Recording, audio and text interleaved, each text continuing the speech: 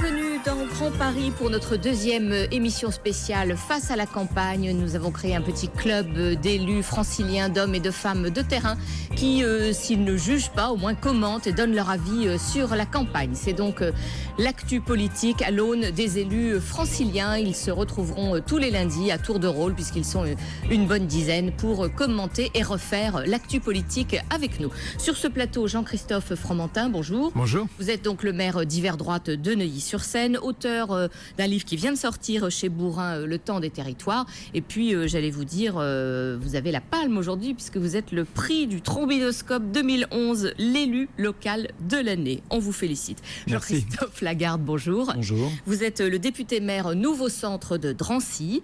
Marie-Christine Arnautu, bonjour. Bonjour. Vous êtes secrétaire nationale du Front National en Île-de-France. Et Dominique Bertinotti, bonjour. Vous êtes la maire socialiste du 4e arrondissement. Alors, je dirais, avant qu'on rentre dans les sujets tout à fait hexagonaux, bien que tout soit lié, un petit commentaire sur la Grèce. Est-ce qu'il n'y a pas un terrible effet, je dirais, presque de miroir pour la France, avec cette classe politique grecque qui vote le nouveau plan de sauvetage, et puis la rue qui s'enflamme dans la nuit et qui refuse ça? Jean-Christophe Fromentin. Oui, vous savez, je crois que n'importe qui à qui on demande des efforts sans donner un horizon, sans donner une perspective, sans donner une perspective de sortie du tunnel, a des raisons d'être désespéré. Et je crois que ça doit nous interpeller, nous tous, élus ou ayant des responsabilités locales, en l'occurrence, pour que à chaque fois qu'on demande un effort, on soit capable de mettre en face un horizon, une perspective, quelque chose de positif. Autrement, quand les efforts paraissent tourner dans le vide et mener à rien, au pire ce qu'on vit en ce moment, au mieux de la résignation ou de l'indignation. Jean-Christophe Lagarde. C'est effectivement un effet miroir. L'irresponsabilité budgétaire des différents gouvernements grecs ont mis ce pays dans une sale situation et dans une situation désespérée, on le voit, et donc le peuple dans une situation désespérée. Accessoirement, ce n'est pas accessoire pour les Français, l'Union européenne aussi. Et c'est clair que si le niveau de vie des Grèces, qui était totalement artificiel, doit baisser, c'est extrêmement difficile. Ce qu'on ne sait pas en France, c'est comment se fait cette répartition de baisse du niveau de vie et comment les efforts supplémentaires qui doivent être faits en termes de fiscalité pourraient être mieux partagés, parce qu'en Grèce, vous avez énormément de gens très riches qui ne payent quasiment pas d'impôts. Presque pas d'impôts. La grande difficulté aujourd'hui, c'est même de savoir comment faire payer des gens en Grèce, leur faire payer des impôts, parce qu'ils n'ont pas d'État digne de ce nom qui soit capable de le faire. Il faut dire les choses comme elles sont. Et on n'aurait jamais dû laisser rentrer un pays rentrer dans l'Union européenne avec cette déliquescence de structure d'État, même pas capable de faire rentrer l'argent dans les caisses. Avant de couper les dépenses, il faudrait déjà qu'ils soient capables de faire rentrer de l'argent dans les caisses. Marie-Christine Arnautu. Mais c'est le plan de sauvetage de l'euro à tout prix. C'est-à-dire qu'effectivement, vous avez raison dans votre question, c'est une spirale irréversible dans laquelle, effectivement, la France, à court terme, d'ailleurs, je pense, sera entraînée. Je vous rappelle qu'en Grèce, le SMIC est passé en 3 ans de 1 000 euros à 450 euros. Et qu'aujourd'hui, la Grèce, bien sûr, est exsangue, que les Grecs sont dans un état de misère sociale épouvantable. Mais c'est ce qui attend nos compatriotes si on continue dans cette politique-là de l'euro à tout prix et si on ne dénonce pas une fois pour toutes les traités ultralibéraux de l'Europe de Bruxelles. Dominique Bertinotti. Oui, on assiste aux mesures qui sont prises au travers du plan de rigueur à une humiliation du peuple grec. Ça n'est jamais bon d'humilier un peuple. Pourquoi cette humiliation? Parce que tout simplement, dans les mesures qui sont prises, et je partage sur certains de vos propos ce que vous disiez, c'est-à-dire que les efforts sont très mal répartis. On est en train de réduire le salaire minimum, on est en train de diminuer les retraites, et dans le même temps, on ne voit aucune réforme fiscale, on ne voit aucune réforme bancaire. Donc les objectifs, ils sont faciles à tracer, mais par contre, le fait qu'on rende responsables ceux qui sont déjà les plus défavorisés et qui souffrent le plus de la crise, c'est redoutable et terrible pour la démocratie. Et c'est aussi quand même une certaine façon de pointer que l'Europe de Barroso n'est pas à la hauteur de l'enjeu de la crise depuis 2008 et que c'est cette Europe-là qu'il va falloir corriger, sinon on va désespérer de l'Europe et ça, moi, me gênerait comme fervente européenne. On a bien compris que vous y voyez un réel effet de miroir, donc comme je disais en lancement avec la situation française. Bon, évidemment, c'est la semaine de la déclaration. On sera en pleine Saint-Valentin, ce sera sans doute le lendemain. Le président de la République va nous dire qu'il est candidat. On l'a sans doute compris si on a lu le Figaro Magazine. Alors vous nous dites, c'est enfin, ouf, c'est un non-événement. Jean-Christophe Fromentin. Il me semble qu'il était temps, parce que moi j'avais compris quand même qu'il était candidat depuis quelques temps. Ouais, donc je ne sais pas si ce sera justement l'événement de la semaine. Je pense que maintenant, le vrai sujet, il n'est pas dans je me déclare quand, à quel moment, comment, avec quel effet d'annonce. Le vrai sujet, et le sujet qu'on vient d'évoquer, du coup, quand même appelle ça. Le vrai sujet, c'est le projet, c'est le débat sur le fond, c'est pas simplement sur les circonstances, les dysfonctionnements et les petites mesures qu'on pourrait prendre pour répondre à l'opinion. C'est le changement de modèle qui s'opère. Et le changement de modèle qui s'opère, à mon avis, aurait mérité d'ailleurs un débat qui prenne un peu plus d'élan et qui ne se déclenche pas à 2 mois des élections présidentielles. Donc pour moi, c'est pas l'événement du siècle, ce qui va se passer cette semaine. L'événement maintenant, c'est de s'inscrire dans un projet sur le fond et qui répond à toutes les grandes questions qu'on a aujourd'hui, de compétitivité, de pacte social, de gouvernance, de rééchelonnement de la gouvernance sur nos territoires, de politique européenne pour éviter qu'on additionne des plans d'austérité qui mènent nulle part. Donc on a un vrai sujet politique de fond que la campagne doit d'urgence lancer ou relancer. Alors on va marquer une courte pause, vous faire répondre à cette question dans quelques instants, puis vous nous direz si au fond le programme du candidat président a déjà été esquissé ou si c'est le mystère total. On marque une pause, on se retrouve dans quelques instants.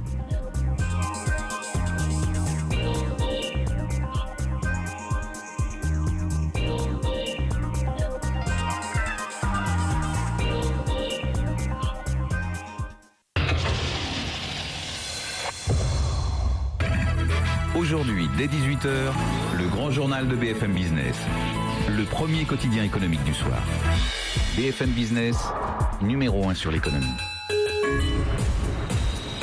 14h11 sur BFM Business, on regarde ce qui se passe sur les marchés et les marchés se portent plutôt bien. Le CAC 40 est en hausse, plus 0,6% pour l'indice parisien, 3393 points. Les investisseurs plutôt rassurés par ce vote hier soir au Parlement grec, vote sur le plan d'austérité qui permet donc de débloquer la tranche d'aide de 130 milliards d'euros promise par la zone euro. Les futurs américains sont également dans le vert. On peut espérer a priori une ouverture positive à Wall Street. Le Nasdaq futur progresse de 0,6%. Le Standard & Poor's 500 futur est lui aussi en hausse de 0,7%. Côté valeur, à Paris, la plus forte hausse, c'est EDF qui prend un peu plus de 3% à 18,55 € grâce aux déclarations du gouvernement français en faveur d'une prolongation de la durée de vie des centrales nucléaires dans le pays. Plus forte baisse Alcatel, Lucent, après la très forte progression de vendredi dernier des prises de bénéfices sur le titre.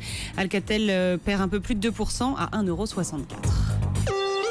BFM Business, Grand Paris, face à la campagne présidentielle, Caroline. Retour sur le plateau de Grand Paris donc pour cette deuxième édition de Face à la campagne. Ce sont des élus de terrain, des responsables politiques d'Île-de-France qui nous donnent leur avis sur la campagne présidentielle. Je rappelle que je reçois Jean-Christophe Fromentin, le maire d'hiver droite de Neuilly, Jean-Christophe Lagarde, député Nouveau Centre de Drancy, député maire bien sûr Nouveau Centre de Drancy, Marie-Christine Arnautu, secrétaire nationale du Front National Île-de-France et Dominique Bertinotti, maire socialiste du 4e arrondissement. Alors Jean-Christophe Lagarde, je vous pose donc la même question qu'à Jean-Christophe Fromentin. Donc c'est la semaine de la déclaration. Quel est votre commentaire à chaud ? C'est plus tard que Jacques Chirac, plutôt que François Mitterrand, donc il n'y a rien d'extraordinaire, entre guillemets, à ce qu'un président se présente dans cette zone-là géographique. La question qui se pose en réalité, c'est quel programme, quelle perspective, quel projet. Ce qu'on voit, et par exemple j'entendais Madame Arnautu dire c'est l'euro. C'est pas l'euro qui a dépensé de l'argent en Grèce. C'est pas l'euro qui a creusé le déficit de la France. Ces 30 années d'irresponsabilité budgétaire, pardonnez-moi, ces 30 années d'irresponsabilité budgétaire dans notre pays, plus en Grèce, où il n'y a ni recettes, entre guillemets, et beaucoup trop de dépenses, qui font ça. C'est pas l'euro qui est responsable de ça. Par contre, ce dont nous sommes responsables, c'est qu'en face de l'euro, il n'y a pas de gouvernance économique européenne qui, justement, permette de forger à la fois un outil industriel, un outil de production et un outil fiscal beaucoup plus rapproché pour éviter qu'on se fasse des concurrences déloyales entre nous.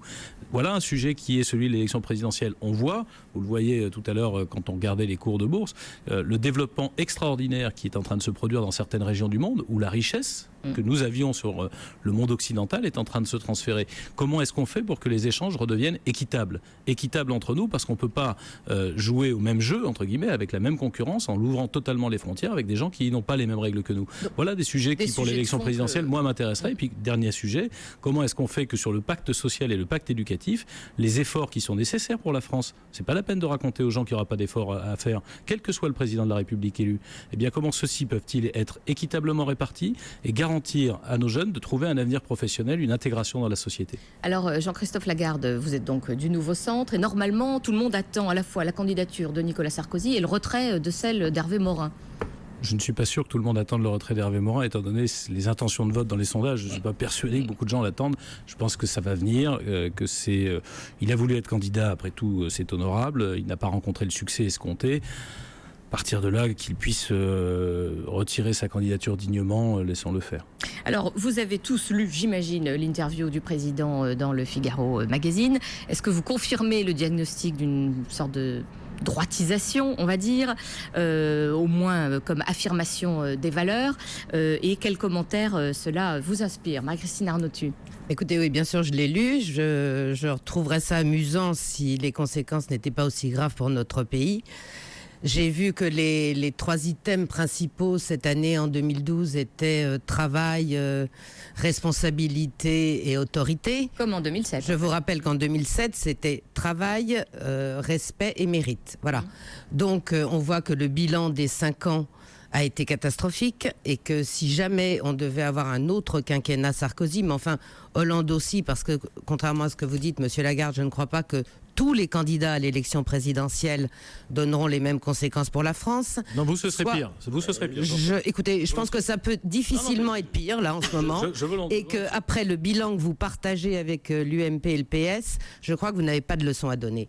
Je pense que soit nous mettons des protections raisonnables aux frontières de la France et non pas de l'Europe, soit nous dénonçons les traités, je répète, ultralibéraux. Il n'y a pas que l'euro, vous avez raison. Il y a aussi toute cette politique qui a emmené la Grèce dans cette situation aujourd'hui et qui demain entraînera la France dans des émeutes et dans une misère sociale. Voilà, donc je pense qu'on est dans un remake 2007 avec les mêmes promesses, avec effectivement quand même, soyons honnêtes, une séduction remaniée à l'égard des électeurs de Marine Le Pen. Je ne pense pas que ça remarchera encore cette fois-ci. Justement, Marine Le Pen à Strasbourg disait on ne nous refera pas le coup 2 fois.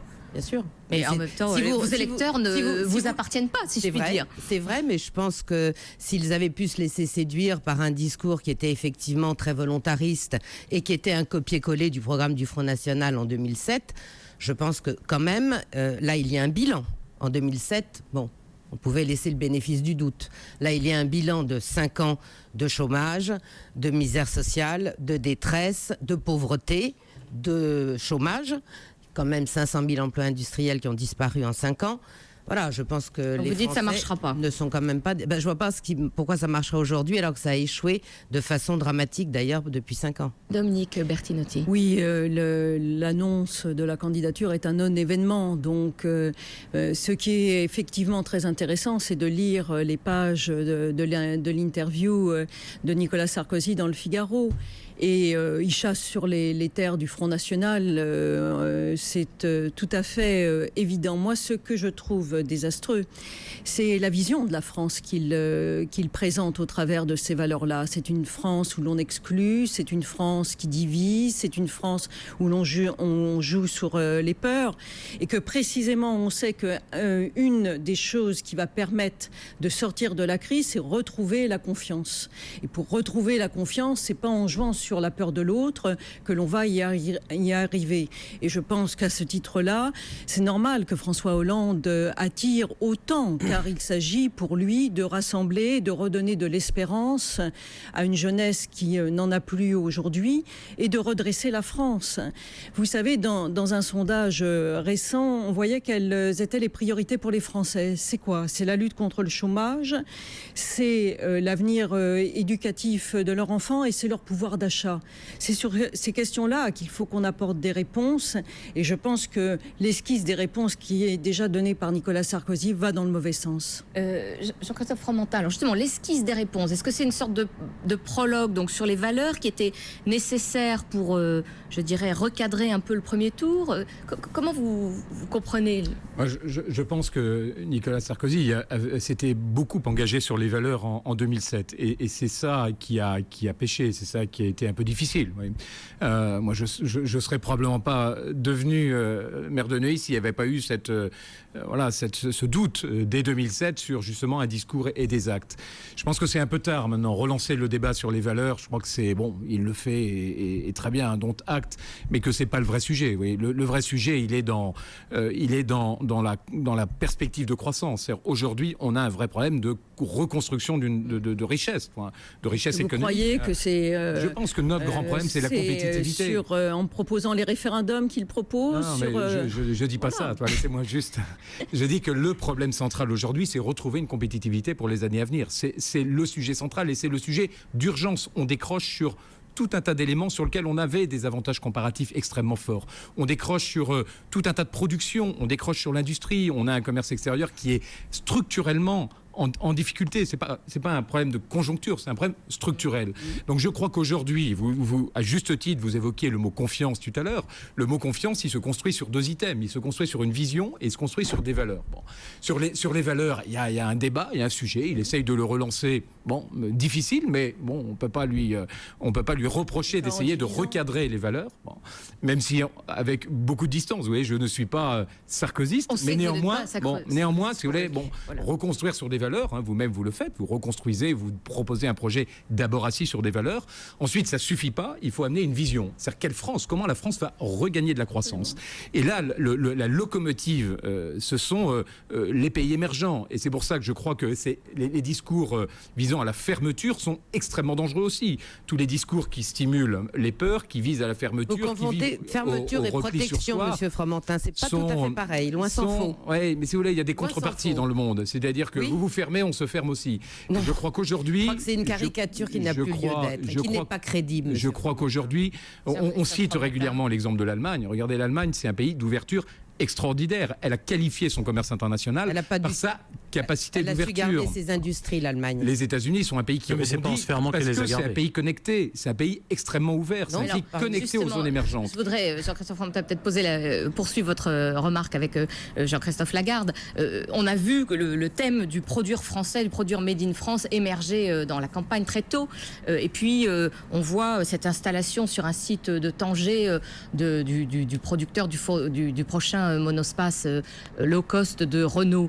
Est-ce que vous vous dites pas, Jean-Christophe Lagarde, alors le discours politique, vraiment, ça tombait au plus mauvais moment, quoi, d'une certaine manière? Je crois que de ce point de vue-là, vous avez deux visions du monde. Soit nous vivons dans un monde ouvert, mais avec des règles, soit vous vivez dans un monde fermé. Effectivement, vous n'aurez pas d'usine au Maroc, mais vous n'aurez pas non plus de marché dans le reste du monde. Donc, on peut très bien se dire, je l'entendais dire, il faut des frontières à la France à nouveau, etc., notamment en Europe. Comme on fait 60% de l'activité économique française à destination de nos partenaires européens, c'est 60% de cette production qui disparaît avec les chefs d'entreprise qui nous regardent ou qui nous écoutent le savent bien, les conséquences directes. Écoutez, en termes de mauvaise foi, c'est bien le seul domaine où vous pouvez donner des leçons à tout le monde. Donc la seule chose que je veux dire, c'est que si on se dit, et c'est ça qui pêche aujourd'hui, qu'on est dans un monde ouvert, il faut que celui-ci soit ouvert entre gens qui jouent à armes égales, entre gens qui jouent le même jeu. Et d'ailleurs, avec des règles. Et c'est Pascal Lamy, par exemple, le grand président qui est socialiste. C'est Pascal Lamy qui est socialiste et qui est le président de l'OMC, de l'Organisation mondiale du commerce, qui est un partisan grand ami de François Hollande, qui est un partisan forcené depuis maintenant 20 ans de tout ce qui est déréglementation et dérégulation. C'est vrai pour les marchés financiers, c'est vrai pour les échanges économiques. Mais je voulais quand même vous dire une chose sur le sujet que vous abordiez. Moi, j'ai écouté la presse vendredi, j'ai écouté les commentaires à la radio, à la télévision sur l'interview du Figaro Magazine. Effectivement, je me suis dit, où va le président ? Et puis j'ai quand même attendu de lire l'interview. Et je recommande à tout le monde de le lire. Parce que vous étiez en train de dire tout à l'heure... C'était ma première question. Est-ce que vous confirmez la droitisation ou est-ce qu'elle vous échappe ? Alors, écoutez, je suis contre un référendum sur tout référendum d'ailleurs sur l'immigration, parce que je pense qu'à ce moment-là, ça ne fait place qu'aux fantasmes et aux délires les plus invraisemblables de l'extrême gauche comme de l'extrême droite. Sur celui du chômage, je n'en vois pas l'utilité. Sur celui du chômage, je n'en vois pas l'utilité pour une raison simple, c'est que si il est élu président de la République et qu'il a une majorité derrière, il n'y a pas besoin de référendum pour appliquer ce qu'il dit. Mais sur le fond, parce que ça c'est la technique, et vous êtes en train de stigmatiser la technique d'adoption, qui très franchement ne me paraît pas souhaitable dans un cas, pas nécessaire dans l'autre. Non, pas du tout. Il dit sur le référendum, il dit, mais attendez, dites ce qui est écrit dedans. Oui. Il dit sur le référendum concernant le changement de droit sur l'immigration, je suis ouvert au débat. Et sur l'autre, il dit si nécessaire. Si les partenaires sociaux ne s'entendent pas, mais on sait bien que les partenaires sociaux ne s'entendront pas. Pas du tout, pas si. Alors attendez, on va de Dominique Bertinotti va répondre. Pas. Non, parce que quand les choses sont tronquées, il ne faut pas laisser à un moment donné le réflexe pavlovien de l'énonciation qui empêche le débat. Moi, je dis qu'il n'y a pas besoin, en l'occurrence, d'aller au référendum, mais sur le fond, qu'on avance vers la flex-sécurité dans un monde ouvert, et c'est ça le lien avec ce que vous disiez tout à l'heure. C'est-à-dire, ça vous paraît logique ? Ça me paraît logique, souhaitable. C'est d'ailleurs, je vous le ferai observer, c'est tellement fasciste que dit Nicolas Sarkozy, que c'est quand même ce qui est pratiqué dans les pays d'Europe du Nord depuis maintenant plusieurs décennies, que vous servez en modèle en permanence. Dominique Bertinotti et puis après Marie-Christine Arnautu. Dominique Bertinotti. Comme ça, moi je trouve très choquant. C'est la Suède qui est plutôt socialiste et social-démocrate. Puisque justement vous évoquez le cas des pays scandinaves, c'est particulièrement intéressant parce que s'il est bien une chose que dans les pays scandinaves on ne considère pas, c'est les chômeurs comme des assistés.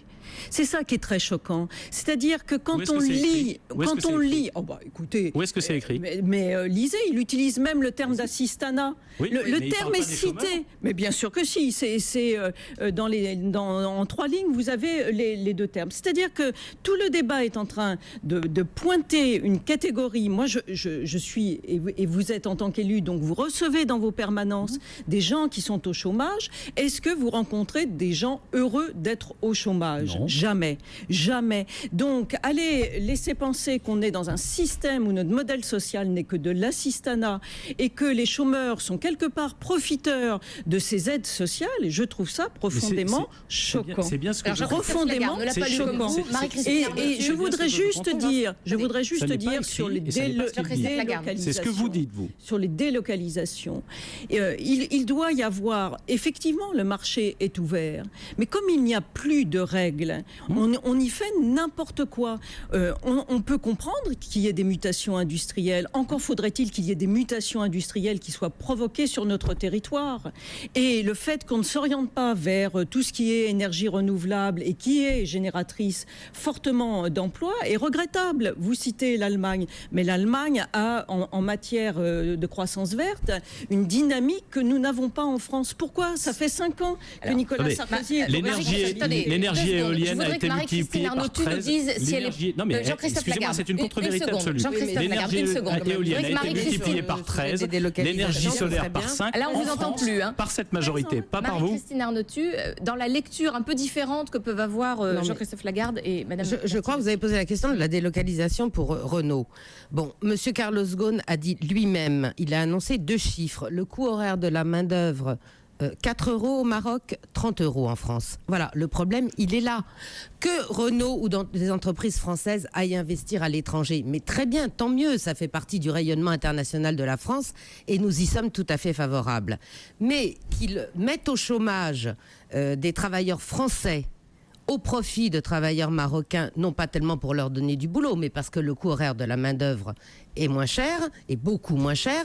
D'ailleurs, M. Chérec s'en est félicité, puisqu'il a dit qu'il était ravi que les Marocains aient du travail, nous aussi, sauf qu'avant les Marocains, nous aimerions qu'une entreprise française fasse travailler les Français et produise en France. D'autant plus que ces voitures risquent de revenir en France et être vendues aux Français. Voilà, donc il faut effectivement des droits. On a compris vos raisonnements. On marque une nouvelle pause. On se retrouve dans quelques instants.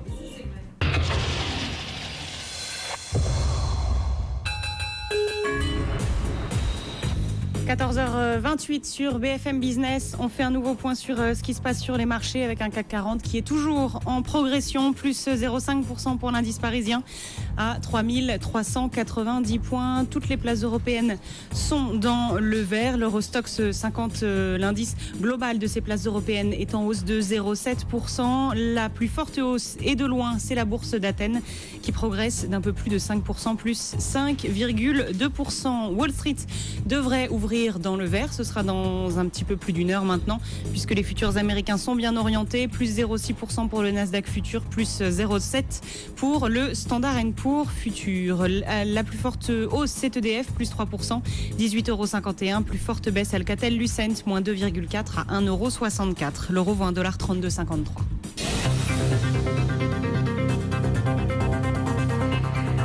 14h29, l'essentiel de l'info, et c'est une première en France. Le géant américain Monsanto est jugé responsable de l'intoxication à l'herbicide d'un agriculteur français en 2004. C'est ce qu'a tranché le tribunal de grande instance de Lyon, ce qui ouvre la voie à des dommages et intérêts.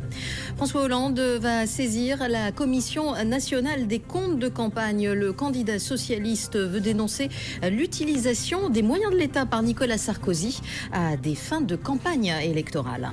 Israël accuse l'Iran d'être derrière les attentats anti-israéliens. Les personnels diplomatiques d'Israël ont été pris pour cible ce matin en Inde et en Géorgie. Les Grecs aux urnes dans 2 mois. Des élections législatives anticipées auront lieu au mois d'avril. Une annonce d'un porte-parole du gouvernement au lendemain de l'adoption de nouvelles mesures d'austérité. Et à la suite de ce vote, Athènes a été secouée par une nuit d'émeutes. Et puis à Amsterdam, un suspect a été interpellé après l'alerte à la bombe à l'aéroport de Schiphol ce matin. Une alerte qui a entraîné l'évacuation des terminaux 1 et 2. –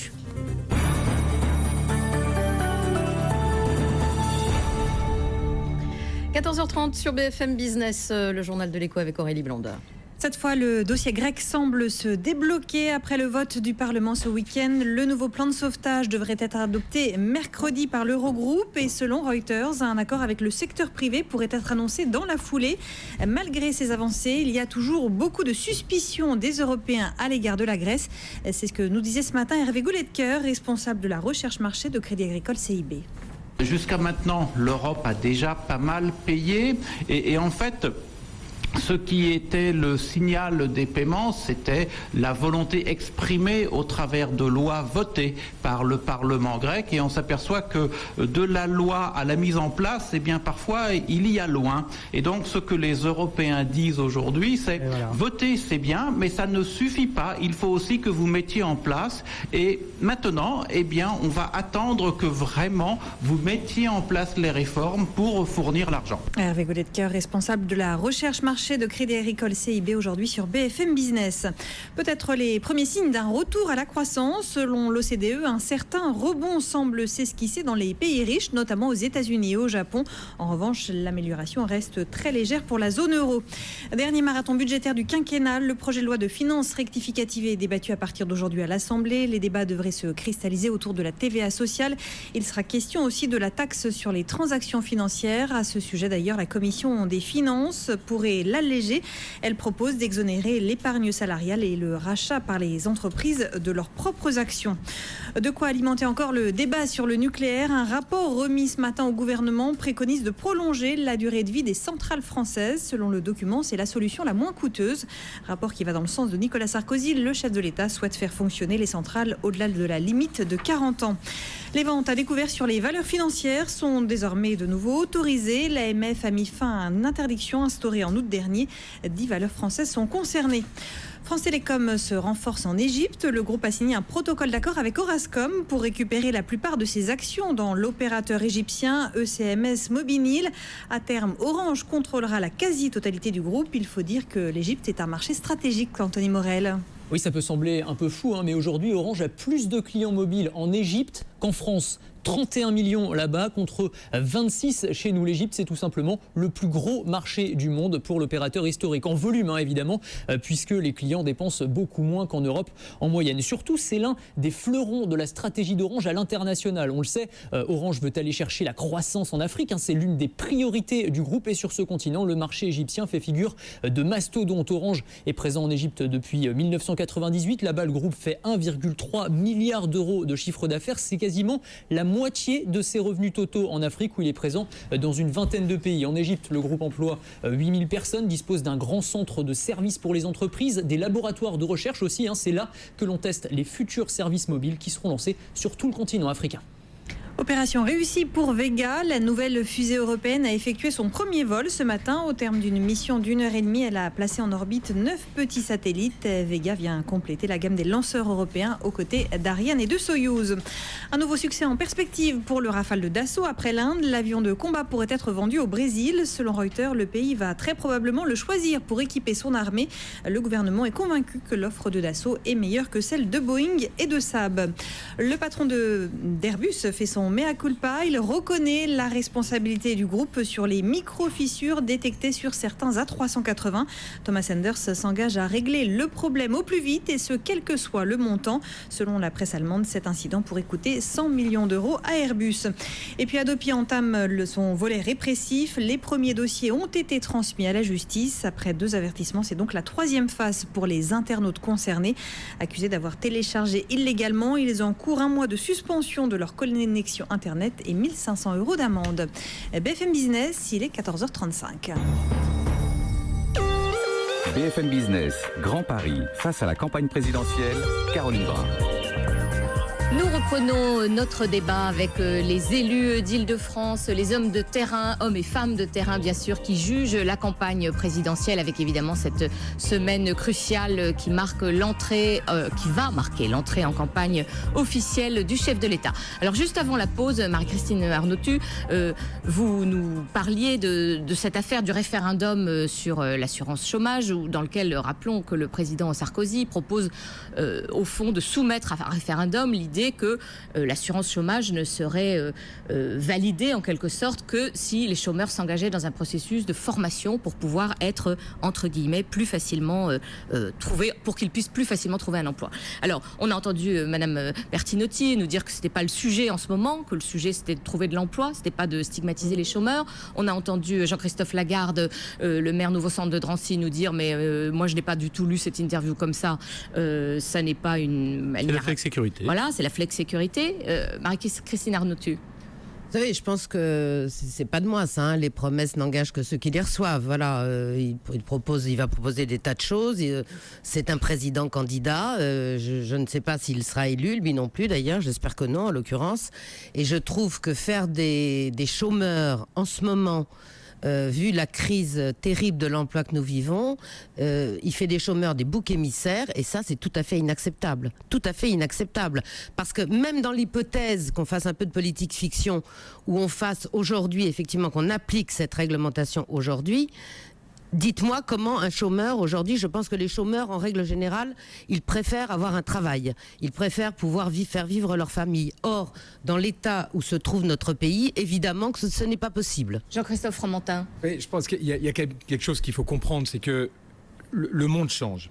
Donc l'économie change. Donc les besoins des entreprises changent. Et moi, je suis le matin dans mon entreprise, j'ai 50 salariés. Je vois bien, je ne trouve pas les formations, je ne trouve pas à recruter les gens dont j'ai besoin. Donc on a d'un côté des entreprises qui ont besoin, pour être compétitives, de faire évoluer leurs ressources humaines. Et en face, on a des chômeurs qu'on peut regarder aussi comme un vivier, comme une chance, qui justement, s'ils sont formés, peuvent répondre à la demande qui est de l'autre côté. Et il faut qu'à un moment, on arrive à sortir un peu, vous voyez, de ces débats un peu stériles. On a des besoins dans les entreprises et on sait qu'on peut impulser des nouvelles politiques de compétitivité en rajoutant sur la production manufacturière des couches de ce qu'on appelle l'économie matérielle, l'économie de la connaissance. Une nouveauté. C'est pas nouveau. Pourquoi c'est pas fait? Ce que vous voulez dire, Jean-Christophe Fromentin, c'est que ça bouge pas fait depuis 5 ans. Ce n'est pas nouveau. Non, ben, moi, je suis pas, qu'est-ce qui existait il y a 15 ans? Je suis pas président de la République, je suis pas parlementaire. Vous voyez, j'analyse, voilà, j'ai un regard sur la situation actuelle. Bon. Donc ça vous paraît une proposition de bon sens? Mais bien sûr, on peut pas figer une population de chômeurs qui, pour 40% d'entre eux, sont des chômeurs de longue durée. Donc, et c'est de plus en plus vrai. Donc on a figé une population d'un côté, et de l'autre côté on a des entreprises qui disent on n'arrive pas à recruter. Et on sait que ces entreprises ont besoin de renouveler leurs ressources humaines avec des nouvelles compétences qu'appellent justement la souplesse qu'on évoquait tout à l'heure liée à la mondialisation. Donc à un moment, ce terrain de rencontre, il faut l'organiser. Ça ne sera pas des réponses immédiates, ça résorbera pas le chômage en quelques mois, mais il faut qu'on engage cette réforme structurelle de réconciliation entre des chômeurs et le monde économique. C'est déjà la vocation de Pôle emploi, monsieur Fromentin. C'est déjà la vocation de Pôle emploi, c'est-à-dire de mettre en phase les entreprises et les demandeurs d'emploi. Or, si vous ne prenez que le chômage des jeunes, particulièrement les jeunes qui ont fait des études, qui sont à bac plus 6, 7, voire 10, et qui ne trouvent pas de boulot, et le chômage qu'on appelle des seniors, c'est-à-dire les plus de 50 ans qui ont été virés de leur entreprise et qui ont un besoin vital de retravailler, il y a quand même une connexion qui ne se fait pas depuis 5 ans, pour ne prendre que les 5 dernières années. Le sujet c'est une mesure de bon sens. Donc, organiser cette connexion et cette réconciliation. Je dis que c'est une mesure fallacieuse, madame. Aujourd'hui, on va prendre les chômeurs, de même qu'il y a quelques mois, d'ailleurs, monsieur Wauquiez avait pris les bénéficiaires du RSA comme bouc émissaire. Le président en parle aussi dans son interview. Je trouve qu'aujourd'hui, dire que les chômeurs, alors bien sûr qu'il y a de la fraude, ça peut-être, mais dire que les chômeurs et les gens bénéficiaires du RSA sont en gros des flemmards, ils ne veulent pas aller travailler, est totalement inacceptable. Totalement inacceptable. Oui, on voit bien la caricature qui est faite à l'extrême droite ou à gauche de cette affaire. Monsieur, je ne suis pas d'extrême droite, vous devriez le savoir, nous avons siégé 12 ans ensemble. Vous étiez à l'extrême droite déjà au Conseil régional. Madame Bertinotti dit qu'elle est bien de gauche. Déjà à l'extrême droite, effectivement, au Conseil régional. Vous avez raison, vous n'avez pas changé, je vous en félicite. Jean-Christophe Lagarde, l'heure tourne, donnez-nous votre point de vue. Écoutez, ça n'intéresse personne, donc revenons-en aux chômeurs, puisque pour une fois, il vous intéresse. Jean-Christophe Lagarde. Il se trouve simplement que, puisque vous faites venir des élus locaux, il faut regarder les choses comme on peut les voir localement. Je vous donne un exemple. On distribue très mal le courrier en ce moment, la Poste n'y arrive plus, parce qu'elle ne trouve pas de facteurs à recruter. De facteurs, il ne s'agit même pas de formation. Moi, avec les services de la ville, on a fourni un certain nombre de CV. 15 candidats se disent motivés pour se rendre le jour du recrutement. Sur les 15, il y en a un qui y va. Regardez les chiffres. Vous avez aujourd'hui à peine 10% des chômeurs qui sont en formation. Quand on met 25 milliards d'euros, en grande partie venant des régions que vous contrôlez pour l'essentiel, 10% seulement des chômeurs sont en formation, 75% des chômeurs, et vous le dites, il y en a 4 sur 10 qui sont des chômeurs de longue durée, qui n'ont pas la formation professionnelle qu'il leur faut. Si on ne dit pas qu'on change le système et qu'on fait en sorte, qu'un chômeur qui est dans une activité, c'est un système qui gère le chômage de marche depuis 30 ans. Quelqu'un qui est dans un secteur d'activité qui a changé, doit changer de métier, mais il faut arrêter de gaspiller 25 milliards d'euros. Alors, Dominique Bertinotti, 25 milliards d'euros sans que nos chômeurs puissent être formés. 10% des chômeurs en formation, c'est scandaleux. Et ça n'est pas de la responsabilité, pardonnez-moi, du gouvernement, puisque c'est la région qui gère la formation continue. C'est ce que je viens de dire. Deux déficits. Aujourd'hui, il y a 2 déficits. Que ça soit en Allemagne ou que ça soit dans les pays scandinaves, il y a un dialogue avec des syndicats puissants qui existent. Il y a la volonté d'avoir une vraie démocratie sociale, c'est-à-dire où effectivement il y a des partenaires, État, patron et syndicats représentatifs qui fonctionnent ensemble. Quand on voit comment la réforme des retraites est passée en force sans aucune concertation, on a un véritable déficit démocratique. Donc, si vous voulez que le chômage ne soit plus perçu comme une forme de dégradation sociale, aujourd'hui c'est perçu comme cela, vous le savez bien. C'est vécu comme ça. Et c'est vécu comme cela. Sauf que pourquoi dans d'autres pays le chômage ne représente pas un élément aussi catastrophique, que effectivement aller chercher une autre formation, ça fait partie du parcours professionnel. Nous n'avons aucune notion de parcours professionnel sécurisé. Et finalement, c'est le premier point. Le deuxième point sur lequel je voudrais insister, c'est que ça passe par la qualité de notre système éducatif. Les attaques qui ont été portées sur notre système éducatif ces dernières années sont catastrophiques. Et ça se traduit dans les chiffres. Nous savons que nous continuons à bien former nos élites, mais à moins bien former les 80% de la population restante. Est-ce qu'on continue comme cela à dégrader ce qui constitue notre avenir. Si nous avons un système éducatif qui ne retrouve pas la confiance et des parents et aussi des enseignants, alors nous avons des soucis à nous avec faire. 60 000 postes de plus, avec 60 000 postes de plus il y a 15 ans. Vous vouliez parler de... Avec 60 000 postes de plus il y a 15 ans. Attendez, puisque le changement de modèle, effectivement, il faut que la crise soit l'occasion de changer de modèle. Très brièvement, parce qu'il faut qu'on conclue sur un autre plus sujet. Il y a 15 ans, sous Lionel Jospin, on sortait 150 000 jeunes du système éducatif sans aucune qualification, aucun diplôme. 15 ans plus tard, c'est la même chose. C'est pas plus ou moins d'enseignants qui comptent. C'est est-ce qu'effectivement la formation professionnelle fait partie directement intégrante de la formation de base? Bien sûr que si, puisque c'est l'inadaptation au monde de l'entreprise qui pose ce problème-là. C'est pas de recruter 60 000 postes qu'on ne fera pas parce qu'on en a à la pas les loupe de la moyens. campagne. Alors je voudrais quand même, pour terminer, qu'on revienne sur quelque chose d'important, qui est l'affaire des parrainages et notamment concernant le Front National. On a entendu François Bayrou hier sur France 2 et ce matin sur Europe 1 dire que si vraiment Marine Le Pen ne réunissait pas ses parrainages, les partis devraient se rencontrer. On a donc compris pour, en gros, distribuer des parrains possibles. Et on a vu tout de suite un niet à la fois du Parti Socialiste et d'ailleurs de Marine Le Pen elle-même. Jean-Christophe Fromentin, sur ce sujet assez épineux. J'ai mal placé, peut-être le moins bien placé des trois, parce que je suis indépendant, je ne suis pas dans un parti. Est-ce qu'on vous a demandé votre parrainage? Oui, on reçoit j'ai reçu pas mal de demandes. Moi, ce qui me semble, tout simplement, c'est que l'ensemble des grandes forces politiques doit être représenté dans cette élection présidentielle. C'est un moment de débat. On ne peut pas imaginer que ce moment de débat se fasse sans tous ceux qui ont quelque chose à dire. Donc, qu'est-ce qui se passe concrètement si le Front National n'a pas ses parrainages? Moi, je pense qu'il finira par l'avoir. Moi, mais c'est nécessaire. Alors, je ne sais pas comment. C'est aux parlementaires peut-être de trouver des solutions. Mais ce que j'ai entendu aussi, c'est que c'est un débat qu'on a tous les 5 ans ou tous les 7 ans, et il faudra qu'on en sorte parce que c'est pas sain. Jean-Christophe Lagarde. Oui, moi je pense qu'il faut que la règle change, mais elle ne peut pas changer en cours de match. D'accord. C'est la seule chose qu'il faut comprendre. Et j'ai été quand même assez surpris par l'idée de François Bayrou. Alors, j'imaginais bien que ce serait rejeté immédiatement par les autres, et notamment la gauche. Mais très franchement, j'y vois plus un clin d'œil de François Bayrou en direction des électeurs du Front National pour le cas où Marine Le Pen ne soit pas représentée, et ça me déçoit. Parce qu'elle connaissait les règles du jeu, son père aussi. Et à chaque fois, on nous a expliqué qu'ils n'y arrivaient pas, puis ils y sont toujours arrivés. Écoutez, pourvu qu'ils y arrivent s'ils ont fait leur travail correctement, mais on va pas changer les règles du jeu en cours de route. Et il y a une chose qui me choque beaucoup dans la proposition de Madame Le Pen. Moi, je préfère qu'on ait des parrainages citoyens ou allégés, entre guillemets, en nombre. Mais il y a une chose qui me choque beaucoup, c'est qu'on revendique l'anonymat. Parce que nous exerçons, en tout cas nous sommes 3 ici, à exercer des mandats locaux. Vous en avez exercé par le passé. Ouais. On ne peut pas demander à un élu de prendre un acte en fonction de son mandat d'élu et de le faire en se cachant. J'ai soutenu la dernière fois, je n'ai pas signé pour un candidat que je soutenais, mais pour autant, il faut que ça soit transparent aux yeux des Français et des électeurs. Sur ce point, l'anonymat. Il y a deux choses que très rapidement. Oui, je voudrais dire quand même. J'espère que le Front National ne nous fait pas comme à chaque élection le chantage. On en a 380 ce matin. Et ensuite, voilà une information. Il serait regrettable effectivement que des forces politiques ne puissent pas être représentée au présidentiel, qu'il y ait une réforme, c'est indispensable. Merci beaucoup. On retrouve donc le club des élus, des responsables politiques franciliens face à la présidentielle lundi prochain et dans quelques instants, on va partir sur une exposition design.